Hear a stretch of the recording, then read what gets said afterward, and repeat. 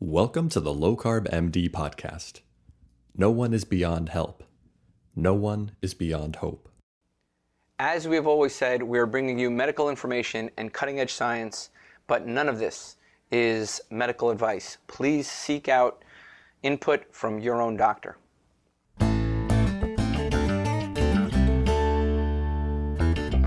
Hello and welcome back to the Low Carb MD Podcast. Tro, how are you doing, man? Oh, I'm doing great. This is a special day. This is a special day for me. I met our guest at the SMHP conference in Boca. There's one upcoming in San Diego, by the way, which you all should attend. But we met for the first time in Boca, and I was moved. I was so moved by her talk. And I was so moved by the entire type 1 community. I was like, we got to get her on. We got to get her on the podcast. I've already sent her some patients her way. She is a diabetes educator. She's a registered nurse, certified diabetes care and education specialist. She is an author of a book about diabetes and pregnancy. She knows she knows everything about hacking closed loops. So hopefully we'll hear about that. She's lived with type 1 her entire life. So she knows what it takes. Guys, I am so happy to have Allison Herschede here. I am just ecstatic. I'm ecstatic. I'm excited. We're happy to have you here. Tell us everything we need to know.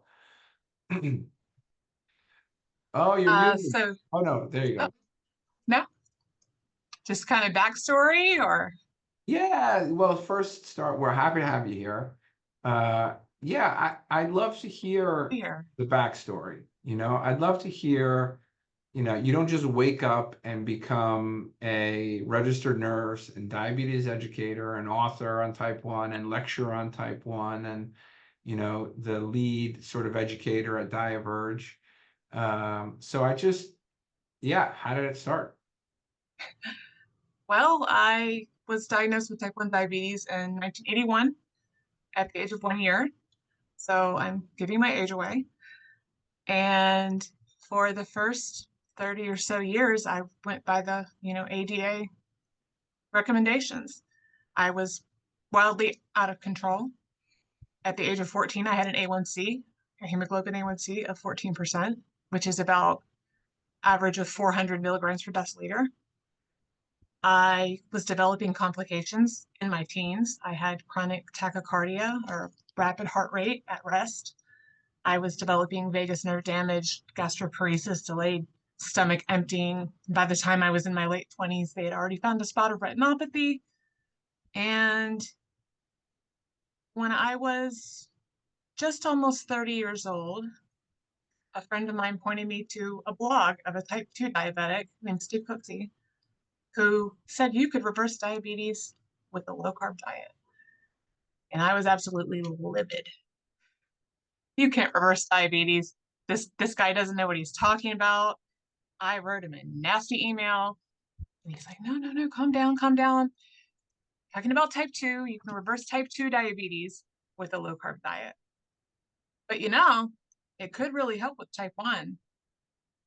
And I didn't want to hear it because I had been restricted my entire life. I was on what they call the exchange diet as a child, where you had very regimented meals in certain amounts and it had to match your insulin. If you did it on time, you went hypoglycemic. So I didn't want to be restricted. But at this point, I was 30 years old and I was taking 15 prescription medications. I was on medications for high cholesterol, for high blood pressure, for sleep, to keep me awake, for depression, anxiety, for frequent infections. I had pneumonia twice a year. I was always sick.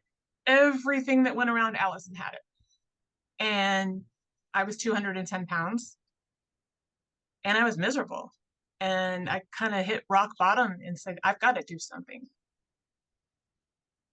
So what Steve said kind of started to sink in. And I'm like, well, it makes sense. Diabetes is essentially a condition of carbohydrate intolerance. I don't metabolize the very macronutrient that we're recommended to eat, to focus our diets around. So if carbohydrates turn into sugar and I don't process sugar, why am I eating them? So I started the low carb diet, started cutting out the grains and the sugar and the starch and most of the fruit. I still have berries occasionally. And everything started turning around. I started losing weight. I was able to come off all the medications except for the insulin, which I cut in half. Everything was optimal except for my blood sugars. Still wasn't where I wanted to be. My A1C was improved, but it was more like 6-7% range, which endocrinologists were thrilled with, but I knew it wasn't what I wanted. And I was in the Dr. Bernstein group. I'd heard about Dr. Bernstein, Dr. Richard Bernstein, and his book is a really big book. I think it's behind me, but it's about this thick. It's a heavy 500-page book, and I liken it to the Bible. And I just kind of flipped through it. I thought I was following Bernstein because I was low carb, but I was missing so much. It's not just the diet. The diet is, the foundation. That is the most important thing. But there's so much more to it. There's insulin dosing strategies, and protein, for instance, causes a blood glucose rise and requires insulin coverage. I wasn't correcting high blood sugars until I would hit maybe 200, 150 maybe on a good day. I didn't know how to correct hypoglycemia correctly. I would eat whatever I had on hand, a cupcake or a bowl of cereal or 2 bowls of cereal. You've heard the term eat the fridge. When someone goes low, I would eat the fridge. So I learned how to precisely treat hypoglycemia to target. How much does 1 gram of glucose raise my blood sugar? How much does 1 unit of insulin lower my blood sugar? Is my basal insulin holding me steady in fasting state? That's a big thing doctors misunderstand. They increase a person's basal insulin when they see they're running high. And the point of basal insulin is not to bring you to the target, to keep you steady in the fasting state. You want to use bolus insulin to bring you to target. So all these different factors, and Dr. Bernstein covers numerous factors. I was able to essentially normalize my blood sugars. My first 5% A1C was in 2014, and I've been in the mid-4s to low 5s ever since. 2014, I met some people in the Dr. Bernstein Facebook group, Artie Dykman, Debbie Wright-Terrio, and Derek Rollerson, and we decided to form a group called Type 1 Grit. It's a group for followers of Dr. Bernstein, Type 1s, and we formed an army, and we're changing the world. That's just amazing, and how much misinformation is out there. It's so frustrating when you're struggling with this. And, is that mindset, type 1 diabetics were always rail thin, right? Historically. And now we say, hey, eat whatever you want. We could just cover it with insulin, right? Then you become insulin resistant. Now you need more insulin, right? And then it's the same thing we're doing with type 2s, except one's shooting insulin and one's hopefully not, Well, now we have double diabetes. We have type 1, type 2s. Yeah, type 2, type 1. Yeah, that's a huge epidemic in and of itself, the double diabetes, and it's a, we're preparing, interestingly, we're preparing a consensus statement right now. There's about 15 authors on this that are working together to put out a consensus statement from the SMHP on type 1 after the conference that we had this January. Because right now, I didn't realize this, the average person with type 1 diabetes, the average male, or female will die almost a decade and a half earlier than the average person. That's insane, and the mental health, and this is something I never appreciated, the costs and the mental health toll, like the costs of just being a type 1 patient and the financial anxiety that places on you. Forget about the technology anxiety now and injecting anxiety, and will my diabetes supplier have my stuff? Will the pharmaceutical company have my insulin? there is such a psychological toll.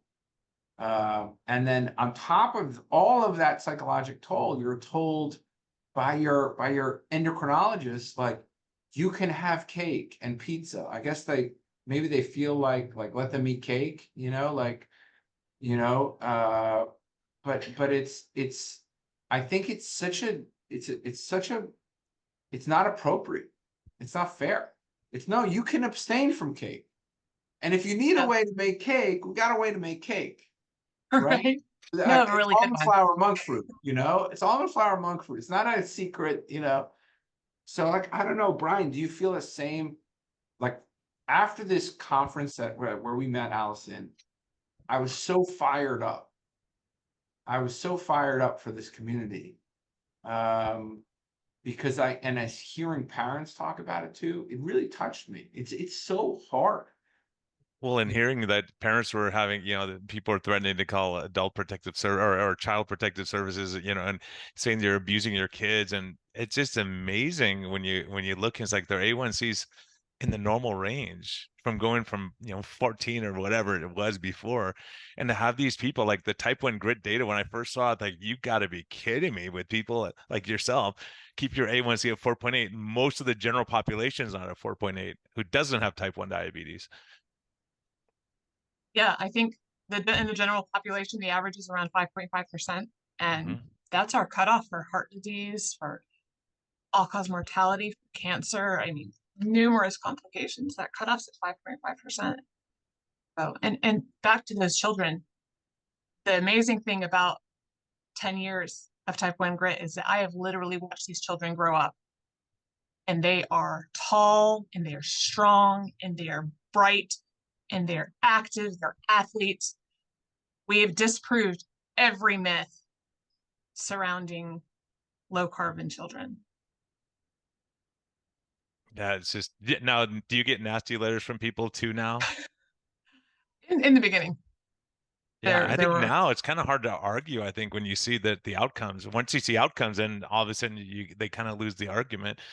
Alison, I would love to ask you, in your opinion, or what you see as a type 1 diabetic, because what we're seeing now in the low carb community, a lot of people are saying, some people say they go high fat and they do great. Other people say they go high protein, lower fat, and they do better. So from a type 1 diabetes standpoint, like you're saying, you're going to see some insulin, some sugar rises when you have a higher protein. Do you see that when people go on a higher, because I see it sometimes where people go on a high fat and all of a sudden their sugars normalize? my experience was the opposite. I started out high fat, paleo keto. I did that for 4 years, and it worked until it didn't. And I slowly over time became insulin resistant. I started gaining weight. I put on about 15 pounds, and every low carb group would say to me, Allison, you need more fat. Increase your fat, increase your fat. I got up to 90% fat. Wow. I was living on fat. Wow. A lot of that. It's hard to eat that way. Yeah. So it's like, so that is like, when we say restrictive, that's like for, seizure disorders and things like that, and, schizophrenia. And I couldn't maybe. figure out why my blood sugars were high. My A1C had crept up to 8%, and I was taking double my normal insulin, and I couldn't figure out why. And finally, R.D. Dykman contacted Dr. Bernstein for me, and he said, tell me what's going on here. Why she's eating 0 carbs. Why is her blood sugar so high? And he said, her fat's too high. Her protein's too low. She's wasting muscle. Yeah, you have to put on muscle mass and get more insulin sensitive. That's the bottom line. Exactly. So I increased the protein, lowered the fat, brought the vegetables back to 30 grams a day, and all of a sudden it was like magic, reversed. I lost the weight, my insulin sensitivity returned, and I was also experiencing all kinds of symptoms, hormonal symptoms. I was experiencing amenorrhea, just dramatic mood swings. I would have water retention of like 8 pounds overnight, and all that reversed when I increased the protein. So I very much lean towards high protein, not low fat. I don't avoid fat. I don't demonize fat. Yeah, can you It's an essential macronutrient. Yeah, walk us through what that diet looked like at a high fat and what your sort of higher protein diets look like. Because a lot of times we say that, and high protein for me may look like, different than what it looks for Brian. And, so what does your high fat version look like? And what does the high protein version look like? High fat included a lot of high fat dairy. I was doing bulletproof coffee in the morning. So my coffee with my butter and my coconut oil, and it was amazing. And I could go all day without eating, but that was 500 calories of no nutrition. And I was eating a lot of like mozzarella cheese balls marinated in olive oil and cream cheese pancakes. Just adding fat to everything. Were you gaining weight at that time too, or was your weight Yes. still good? Yeah. So you're gaining weight. So Yeah. that's an interesting, because I've seen it both ways. I've seen some really hard to control diabetics, type 2 I'm talking about. Yeah. And like if they fasted till 1 o'clock and ate at 1 o'clock, their sugars would go up. And when they ate a low carb, like say they had eggs and whatever, bacon and eggs and an avocado, boom, their sugars would come down. I was like, okay, let's try shifting that earlier and see what happens, and just kind of see. So some people I would see, they would do like what you're saying. They would do their bulletproof coffee and try to get high fat in the morning, and their sugars would go higher. But probably because their fat stores are full, and your body goes, okay, it's an energy problem, right? Then you go, where do I put this extra energy? And protein is not a very good energy source, even though it may raise your sugars up a bit. And that is exactly what I think it was. I think it took me 4 years to just max out my fat stores. Mm-hmm. And I think I was just spilling over at that point. The thing that's also missed a lot, I think, in the keto community is, or type 1, I should say, is that fat has a delayed effect on blood glucose. You're going to see it around probably 8 to 12 hours afterwards. So you're not going to consider that rise that you're having hours later with that cup of heavy whipping cream you had. And that's what I would do. I would chug the heavy whipping cream. And you never make that connection. Mm-hmm. But if you eat, for instance, a high fat meal for dinner, or like I see the children a lot having Rebel ice cream as a bedtime snack, you're going to see high blood sugars all night long.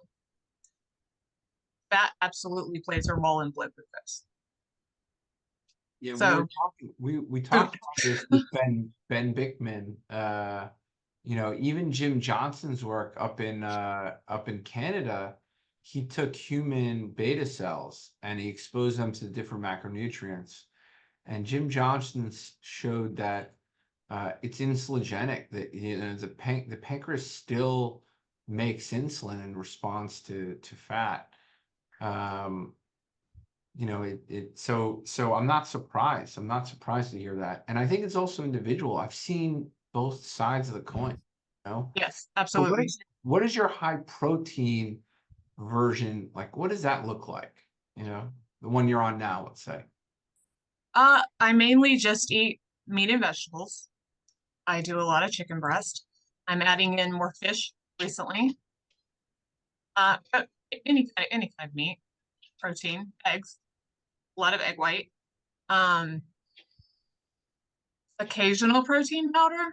I like to eat whole food as much as I can. Sorry. But I'm honestly leaning towards OMAD, 1 meal a day. I was 2 meals a day, and right now I've just kind of been leaning towards OMAD, and it's been amazing on my blood sugars. I cut out snacking probably 2 to 3 months ago, and that made a dramatic difference. I stopped the snacking, and all of a sudden my overnight basal insulin needs dropped like by 50%. I dropped my total insulin like 10 to 12 units just by stopping snacking. I had no idea how much that was impacting me. And I'm kind of bouncing back and forth between 1 and 2 meals, because if I can focus my lunch as my heaviest meal and then have a lighter dinner, I'm going to have better overnight blood sugar. So lots of stir fries, lots of big salads, lots of leafy greens, and protein. So basically resting the mitochondria too, right? Like doing these more time restricted eating. Yeah. So have you done like a 36-hour fast or anything like that before? I have. And what kind of result did you have? 4 days. What happened to your sugars on it with that? My blood sugar, my insulin needs dropped dramatically. I went down to maybe 20% of my insulin. And I'm not a fan. I don't promote it. Mm-hmm. I promote intermittent fasting. I'm very much a fan of intermittent fasting. I do it every day. I think it's very helpful for the morning blood sugars. We tend to see the cortisol awakening response in contrast to the dawn phenomenon, which kind of happens in the early hours as the liver clears insulin from the bloodstream. The cortisol awakening response, it's all these hormones revving the body up to go. As soon as I step out of bed in the morning, my blood sugar is going straight up. So I'm having to increase my insulin, increase my basals, run an override on my loop. Avoiding food in the morning helps dramatically because we're so carbohydrate sensitive, so insulin resistant in the morning. So that definitely helps. But I have to say the very, very rare, and I stress that this is rare. I can count on one hand. The rare cases of euglycemic ketoacidosis that I have seen personally were a result of prolonged fasting and dehydrating illness. It's the perfect storm. So I don't recommend a type 1 to do prolonged fasting. My question to you is actually it's you can see that there's so many different strategies here. We've talked about high fat, intermittent fasting, extended fasting. We've talked about, we briefly talked about cutting out snacking, including snacking. We've talked about replacement foods. I mean, there's so much. Can you talk about, you mentioned being involved in the type 1 grit community. How important was it for you to have that community to help you navigate? I mean, like just in this sort of metabolic health space, look at how many different sort of levers you had to push and pull and change, How important was it to have mentors or somebody to help or somebody to bounce ideas off of? It was absolutely integral. I could not have done this on my own. No way I could have done it on my own. And having so many different people who are all doing this, everyone has a different experience, and they can give their input and say, well, this worked for me and this didn't work for me. And why don't you try this? And how about this supplement? Or have you tried this technique, this insulin?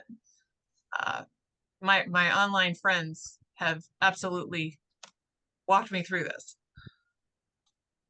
And everybody, who's listening, if you don't know what type 1 grit is, it is a Facebook group that really champions Dr. Bernstein and his method. And in fact, I think one of the requirements to get it through on the group is to say if you've read the book, and I think there's a test question even. I think it's, what is Dr. Bernstein's glucose number, his ideal glucose number. I think those are like the questions to ask. And what is his preferred bolus insulin? How does he treat low blood glucose?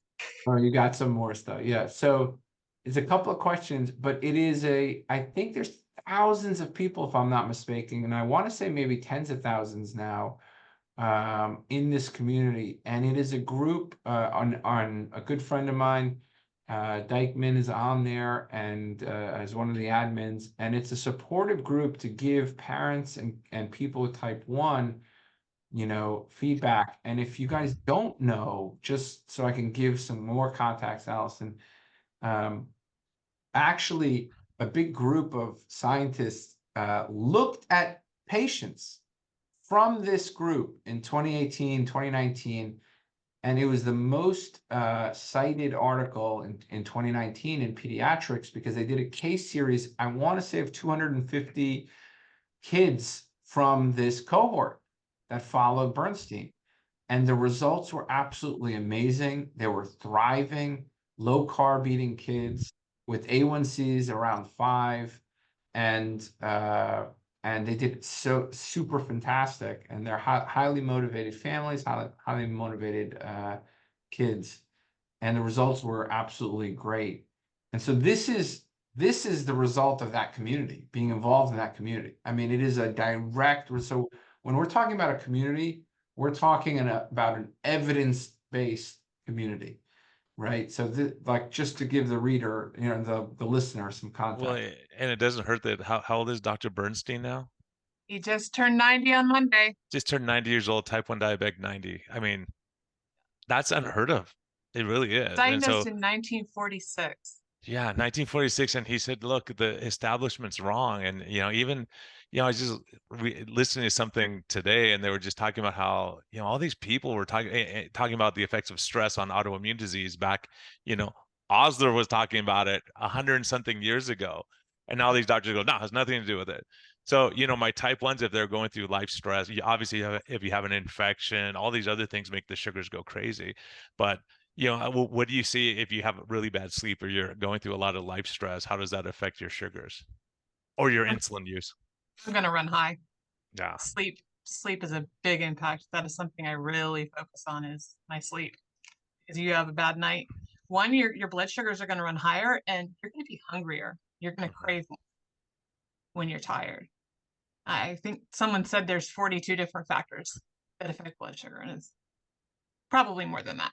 I joke about phases of the moon, but I think it might actually be a thing.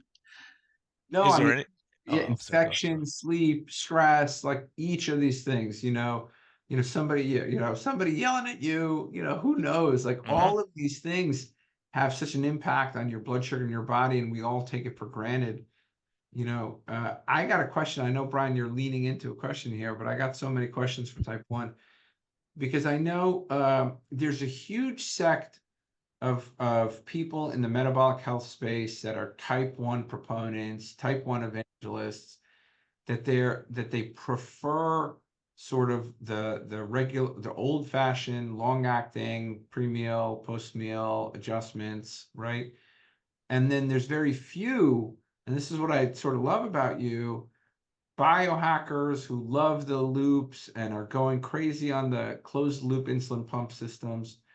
Just so for the average listener to know, most people, when they start with diabetes, they're injecting themselves 1 or 2 times a day. And within the year or 2 years, there'll be multiple injections throughout the day, oftentimes using a continuous glucose monitor to manage their sugar. But the other thing that happens over time, especially in the United States, 60% of people with type 1 will end up going on a insulin pump, which is, in part or completely run by an algorithm that either you set the algorithm, like my basal is X amount of units per hour, and then from this hour to this hour, give this many, et cetera, or now they have systems that are completely require very little input and learn from you over time and adjust the insulin completely autonomously through algorithms. And those are called closed loop systems. So can you, I know I probably missed stuff with with defining these, but can you help the listener just understand, the different modalities and why you chose the one you chose, because that's unique in this space, So I'm just curious if you can expand on that a little bit. Yeah, what we have currently are known as hybrid closed loop systems, automated insulin delivery devices. And the commercially available devices, the main 3 we know of that we have available are the Medtronic 780G, the Tandem X2 with Control IQ, and the Omnipod 5. And all 3 of these are hybrid closed loop systems. Actually, we have iLet as well now. iLet is very much hands-free. You enter your weight, I think, and if your meals are small, medium, or large. The main problem with these are that the targets are too high. The lowest target we have available is 110 milligrams I think the Medtronic just went down to 100, to right? 100. You are correct. Yeah. The 780G is 100, but nobody's running 100. Yeah, because everyone's afraid of hypoglycemia, right? That's It's where stopping your basal when you hit 100, trying to prevent hypoglycemia. Yes, you are 100% on the money. The main point is to prevent hypos, not to have normal blood sugar. And I've gotten this influx of clients coming to me because of the Omnipod 5, because it's running them so high. And the problem is that the Omnipod 5 is taking note of your total daily dose over 3 pods and is splitting it 50-50, basal and bolus. But low carbers are not 50-50. We're maybe 80-20, 90-10. We're mainly basal because we're not eating carbohydrate. And when that system sees we're not bolusing, it starts dialing back the basal to match 50-50. So people are not running 110, they're running 200, and they're fighting that system. So I was not cool with that. I did not want to run 200. I did not want to run 110. My target is 83 milligrams per deciliter. So about 3 years ago, I started a system called Android APS, which is an open source closed loop system using the Omnipod Dash. There's some other insulin pumps you can use, some older Medtronic pumps and a few others. And I used that up to February of this year, and I was doing really well. I had my A1C around 4.7, 4.8%, standard deviation of about 20 milligrams per deciliter. And I was introduced to another system called Loop, which is what I'm using now. It uses the iPhone rather than the Android. It is a much more user-friendly system. It's much more intuitive. There's just so many more little things I can use within the system to manipulate my blood sugar. So now I think my last A1C, the last one I did was 4.5, and the one after that was 4.7, but my standard deviation has dropped. I'm down to maybe an average of 92 milligrams per deciliter with a standard deviation around 16 and hypos of maybe 2%, less than 70.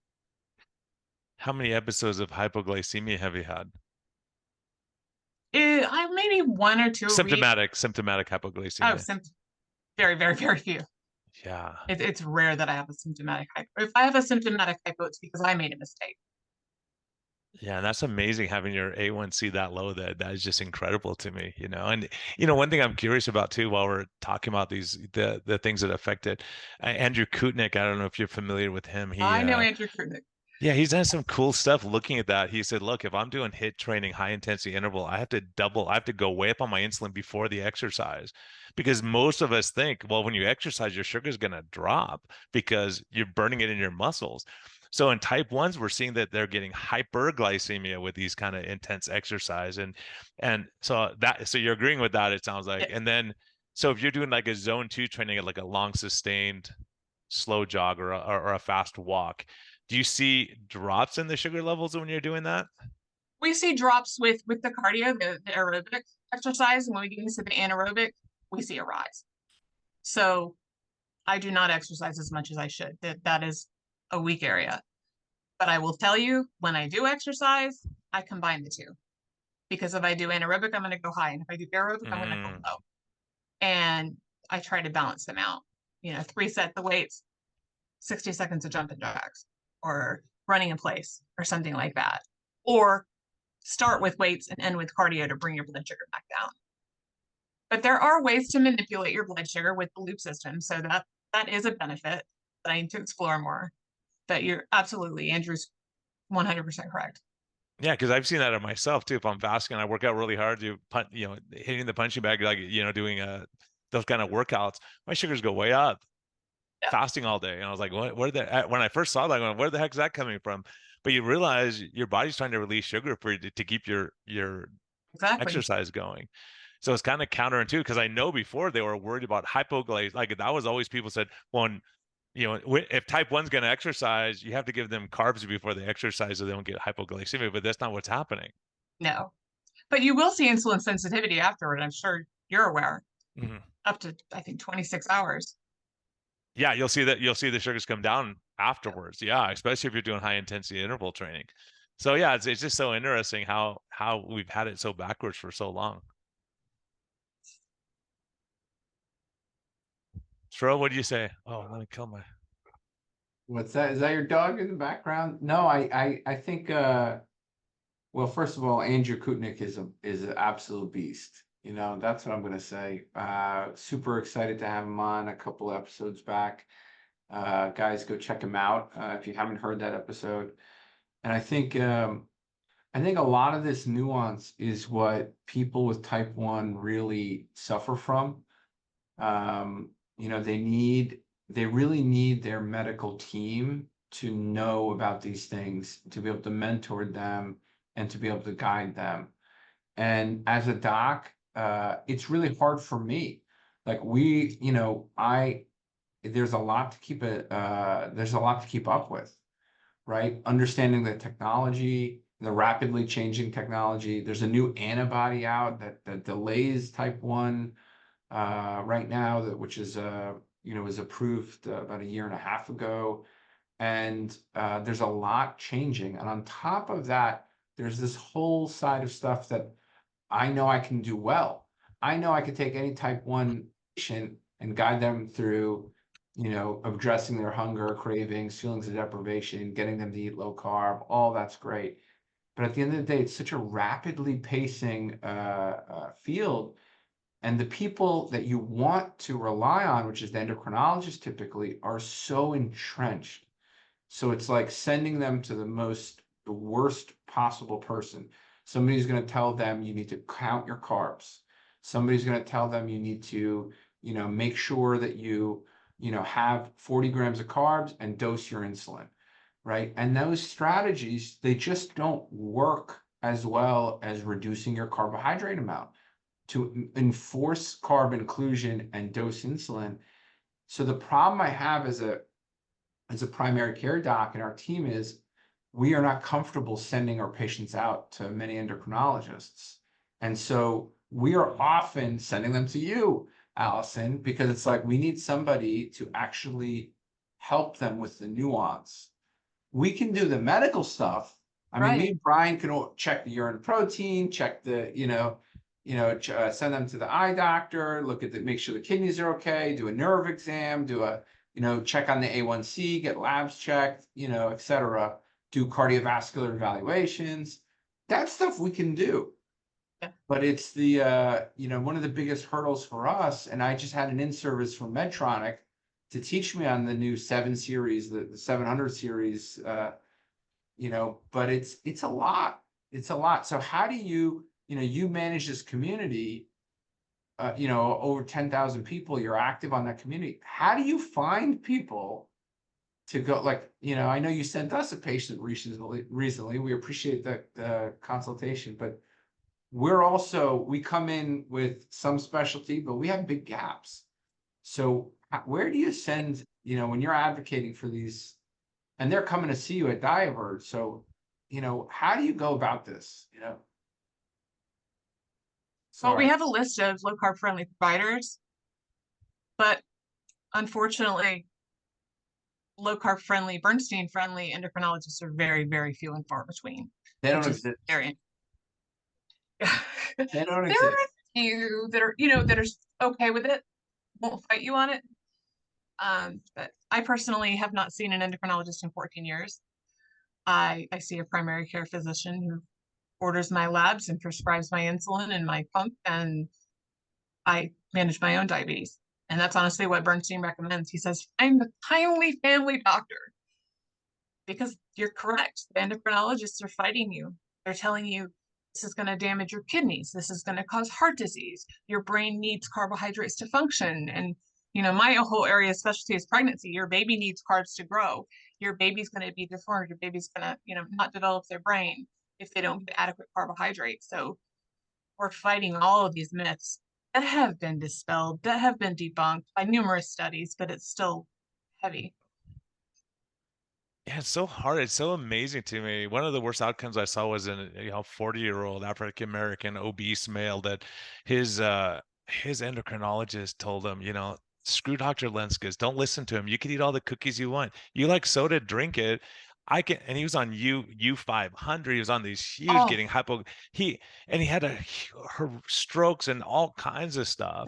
And I kept telling him for years, I'm telling you, he's wrong. I know he's an endocrinologist, I know, but what he's telling you is not a good advice. It's not good advice. And so finally he had all these issues, and he came in and he said, don't say it. I know I should have listened to you. I know now, but that guy went home, poured out all of his soda. He got he started doing low carb and stuff. Next time he comes in walking with a walker, before he was in a wheelchair, and he lost 58 pounds in the process and all this stuff. He goes, because I told him a long time ago, I said, look, because I really tried to reach him. I said, you're going to decide between walking, having your feet and walking because how high your sugars are, your A1C is through the roof, or you're going to enjoy your Fritos and your sodas that you're drinking every day. Pick one. You can't have both, right? And so it was really, and when it happened, it was devastating. And he's a sweet guy, and I really like him as a person. He's a nice guy, but it's hard because the endocrinologist kept saying, "Look, trust me, I'll tell you, you could do what you want, right?" And the same thing, the cardiologist will say, "You can eat whatever you want as long as you take your statin drug, you'll be protected," Oh, And it's amazing how it's almost like everyone wants to be the good cop and no one wants to be the bad cop. 100%. Fro, you're quiet. We had a Oh, quiet gap. I don't no, think that's ever happened on the podcast before. Wow. no. 100%, 100%. What I'm interested a little bit is like, what are your, what are the most like? There's going to be somebody, a parent out there with type 1. There's going to be a patient with type 1. What is your sort of best advice to them on, like they're going to be listening. There's going to be, I just had a friend who, whose kid was just diagnosed with type 1. What do you want them to know so they walk away not suffering through the 30 years that you suffered through? What do you want them to know? Like, what's the main things you want them to know? Number one, read Dr. Bernstein's Diabetes Solution. And what's super cool now is we have people Googling from the ICU, from the pediatric ICU, and they're finding that book right away. They're finding Type 1 Grit. They're finding Bethany McKenzie's group. She has a group for parents of recently diagnosed children. There's so much out there now. Know that your kid is different. Nobody wants their kid to be different, but your kid is different, and that's okay. And if your child had a peanut allergy, you wouldn't serve him up peanut butter and say, "Here, grab your pen." So this is the same thing. This is an intolerance. We have a carbohydrate intolerance. So your kid doesn't metabolize carbohydrate, and they're gonna grow, and they're gonna be smart, and they're gonna be strong, and they don't need carbohydrate to grow.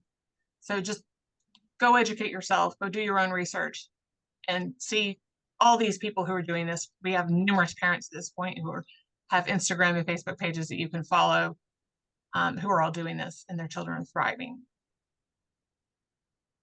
Yeah, it's amazing. It is amazing. And I have a question for both of you, because I had heard rumblings about this of a glucagon antagonist, right? Because a lot of it is, if you're not making insulin, your glucagon's going crazy and your sugars go crazy, like when someone goes into diabetic ketoacidosis. And there was talk about that. I know Professor Noakes was talking about that, and then I don't hear anything at all about it. Was there some? You're right, that kind of disappeared. It just didn't work about it. I mean, it makes perfect sense, because it's not just the beta cells, it's the alpha cells. My alpha cells are damaged. It's not just insulin. There's something like 7 different hormones that are impacted. Yeah, I was just curious because there's been these rumblings that it's possible that if you're so strict on a ketogenic diet or so strict on a carnivore diet, that your insulin can get so low that your glucagon is not suppressed, and all of a sudden your sugars are going up without eating any sugar at all. So Right, that's yeah. kind of, and there's talk about exercise and doing different things that can manipulate those. Yeah. Yeah. I was just wondering about excited that. to hear about something like that, but I haven't heard any updates now. Have you, Dr. Shaw?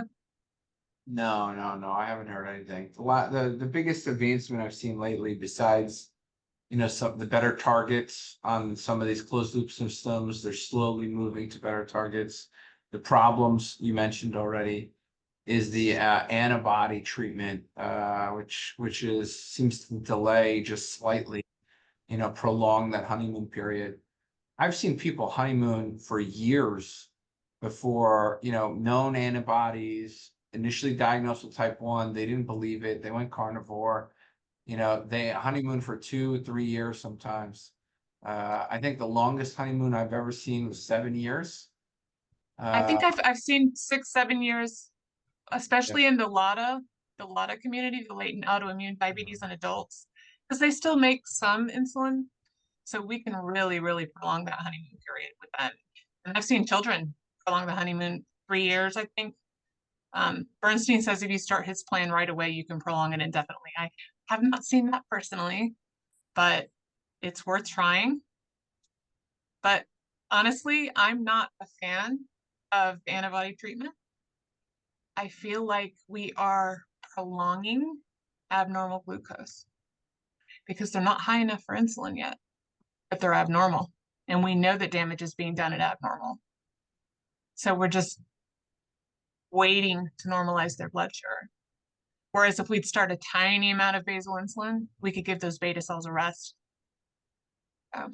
Yeah, I've had that discussion with patients. You know, you go, look, we're biting the bullet here. You got to rest the beta cells. You got to, you know, you're burning out. You're not making enough insulin, right? And so it's frustrating because so many people go, I don't want to go on insulin.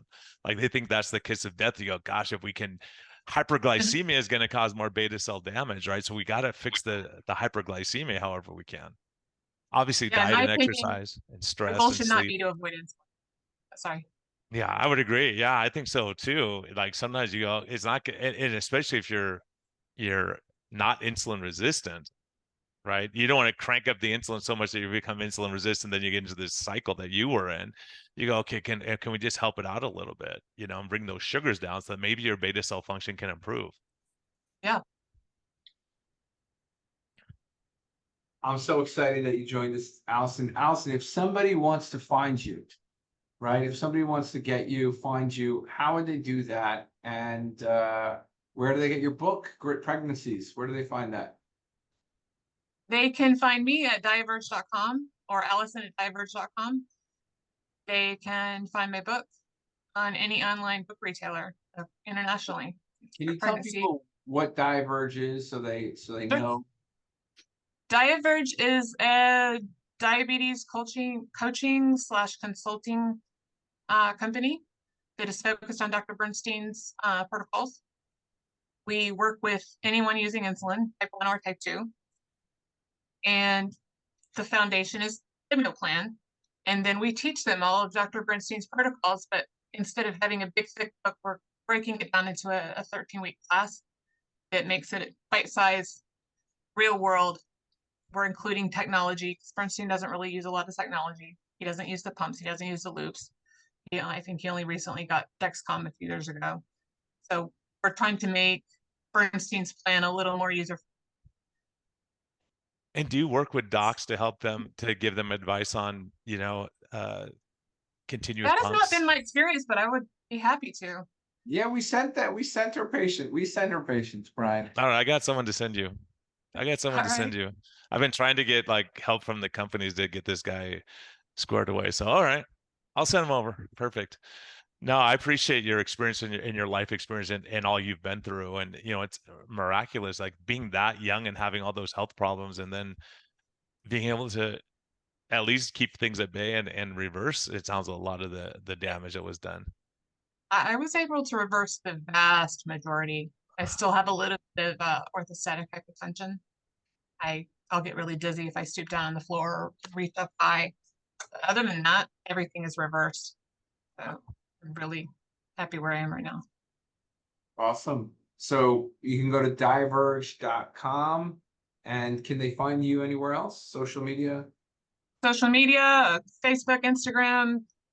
I'm kind of on X, but I try. It raises my blood pressure. I tell people it's kind of stressful there. Don't follow. And I also want to mention, I collaborate with a company called T1 Pal, who offers the Loop app, and we are working in collaboration. They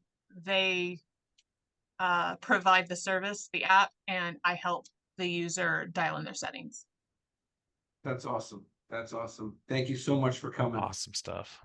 Thank you so much for having me. Yeah, thanks, Alison. Greatly appreciate your expertise in this.